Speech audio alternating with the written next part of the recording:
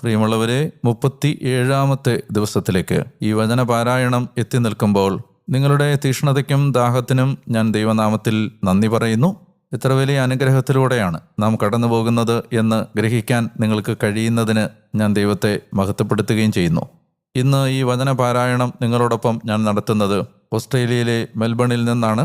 ലോകത്തിൻ്റെ എല്ലായിടങ്ങളിലും പ്രഘോഷിക്കപ്പെടുന്ന ദൈവത്തിൻ്റെ വചനം നമുക്ക് നമ്മുടെ ഏറ്റവും പരിചിതമായ ഇടങ്ങളിലും സാഹചര്യങ്ങളിലും നമുക്ക് സ്വീകരിക്കാവുന്ന വിധത്തിൽ ദൈവം എത്തിച്ച് നൽകിയ അവിടുത്തെ വലിയ കൃപയ്ക്ക് എത്ര നന്ദി പറഞ്ഞാലാണ് മതിയാവുക.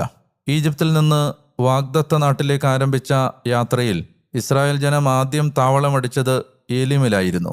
രണ്ടാമത് പാളയമടിച്ചത് സീൻ മരുഭൂമിയിലും. ഇപ്പോൾ അവർ റഫീദീമിൽ എത്തിയിരിക്കുകയാണ്.